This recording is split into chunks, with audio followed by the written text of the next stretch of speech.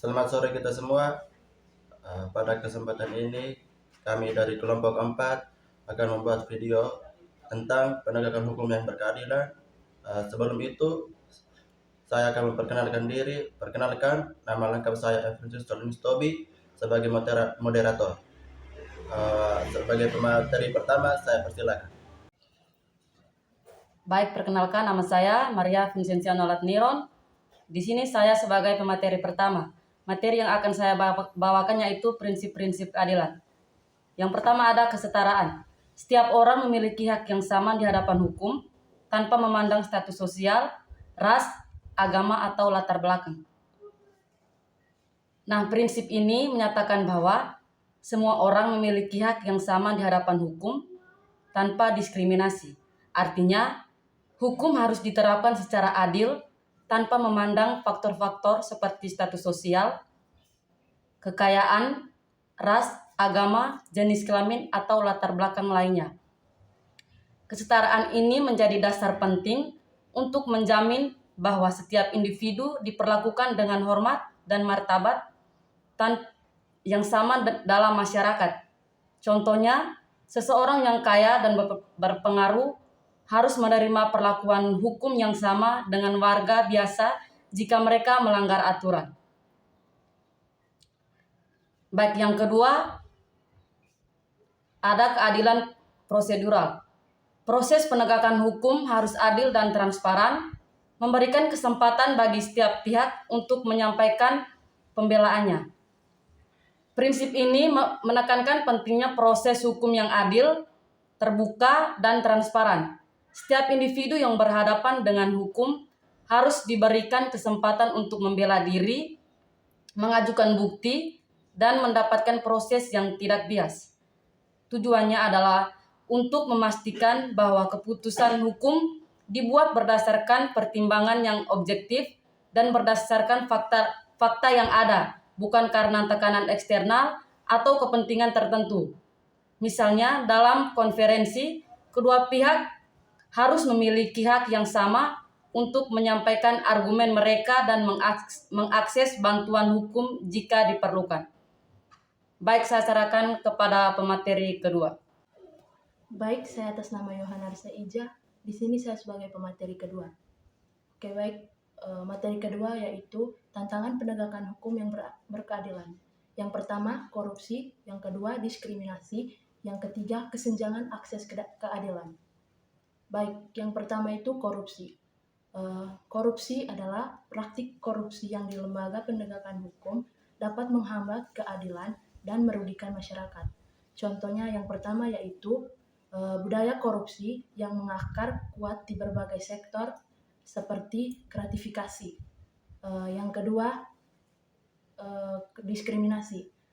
Diskriminasi yaitu kelompok tertentu dapat mengarah pada ketidakadilan dalam penegakan hukum. Contohnya, budaya hukum yang didiskriminasi masih mengakar kuat. Yang berikut, keterbatasan pengetahuan dan pemahaman aspek-aspek hukum yang berkeadilan. Yang berikut, kesenjangan akses keadilan. Kesenjangan akses keadilan, kelompok original yang sering kali mengalami kesulitan mengakses layanan hukum yang memadai. Contohnya yaitu kurangnya sumber daya untuk membiayai program bantuan hukum dan pelatihan bagi penegakan hukum. Contoh yang kedua yaitu ketidakmerataan akses terhadap sistem peradilan. Oke, baik, saya serahkan kepada materi yang ketiga. Baik, perkenalkan nama saya Cici Enciani Robobuki sebagai pemateri ketiga. Materi yang saya bawa yaitu pentingnya peran masyarakat, yaitu ada 3. Yang pertama kesadaran hukum, yang kedua partisipasi, yang ketiga pemberantasan korupsi. Baik, yang pertama kesadaran hukum. Masyarakat perlu memiliki kesadaran hukum yang tinggi untuk mendukung penegakan hukum yang berkeadilan. Contohnya, tidak menerobos lampu merah walaupun jalan sepi. Yang kedua, partisipasi. Masyarakat dapat berpartisipasi aktif dalam mengawasi proses penegakan hukum dan melaporkan pelanggaran. Contohnya, mengikuti pemilu atau pilkada dengan bijak dan tanpa politik uang. Yang ketiga, pemberantasan korupsi, yaitu masyarakat dapat berperan dalam pemberantasan korupsi dengan menolak suap dan mendukung upaya penegakan hukum. Contohnya, menolak memberikan uang untuk mempercepat pelayanan publik. Terima kasih. Baik, di sini saya akan melanjutkan materi yang kelima, yaitu tentang solusi untuk meningkatkan keadilan. Jadi sini dibagi menjadi beberapa bagian. Yang pertama, reformasi hukum, terus yang kedua, pendidikan hukum, terus yang ketiga, transparansi dan akuntabilitas.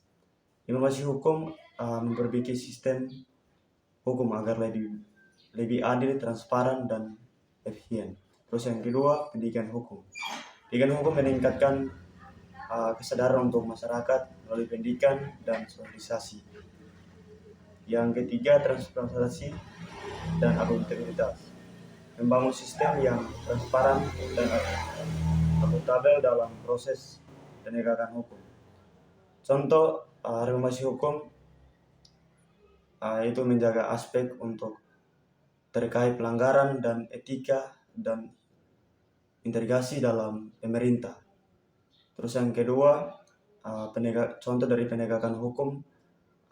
Penegakan hukum harus dialami dalam arti luas, termasuk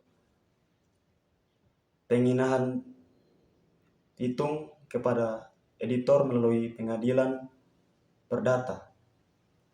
Terus yang kedua, contoh dari transportasi dan akuntabilitas. Contoh dari transportasi dan akuntabilitas meningkatkan transparan dan akuntabilitas dalam pengelolaan keuangan daerah. Yang kedua, meningkatkan transportasi dan akuntabilitas pemerintah melalui perubahan hukum. Yang ketiga, penerapan prinsip akuntabilitas dan transportasi dalam pelayanan publik. Baik, perkenalkan, nama saya Marius Sarkan Murtabi. Di sini saya akan melanjutkan materi yang kelima, yaitu pentingnya teknologi. Yang pertama, e-court memudahkan akses keadilan bagi masyarakat dan meningkatkan efisiensi proses persidangan. Yang kedua, sistem informasi hukum menyediakan akses informasi hukum yang komprehensif dan mudah diakses oleh masyarakat. Yang ketiga, teknologi informasi dan komunikasi memfasilitasi komunikasi dan koordinasi yang lebih efektif antara lembaga penegak hukum. Manfaat teknologi dalam kehidupan sehari-hari, contohnya seperti yang pertama, mudah mengakses informasi. Teknologi memungkinkan kita untuk membaca berita, mencari pengetahuan, dan bertukar informasi dengan orang lain di seluruh dunia. Yang kedua, memudahkan komunikasi. Teknologi memungkinkan kita untuk berkomunikasi dengan jarak jauh, seperti melalui media sosial, telepon, dan video call. Yang ketiga, memudahkan transaksi. Teknologi memungkinkan kita untuk melakukan transaksi keuangan secara digital, seperti dengan kartu kredit dan aplikasi pembayaran. Baik, yang berikut peran media dan jurnalis. Yang pertama itu menyuarakan keadilan, yang kedua mengawasi penegakan hukum, yang ketiga meningkatkan kesadaran hukum. Yang pertama menyuarakan keadilan. Media dapat berperan dalam menyuarakan keadilan dan melindungi hak-hak masyarakat. Contohnya, yang pertama bersosialisasi sejak dini, yang kedua menambahkan sikap patut, yang kedua membangun kesadaran hukum, yang berikut mengawasi penegakan hukum. Jurnalis dapat berperan sebagai pengawas independen dalam proses penegakan hukum. Contohnya, kesadaran hukum dapat mendorong masyarakat untuk mengikut aturan dan menghindari perilaku yang melanggar hukum. Yang terakhir, meningkatkan kesadaran hukum. Media dapat meningkatkan kesadaran hukum masyarakat melalui berita dan edukasi. Baik, yang terakhir adalah kesimpulan. Penegakan hukum yang berkeadilan merupakan tanggung jawab bersama.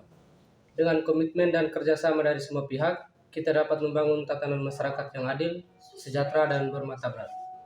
Sekian dan terima kasih.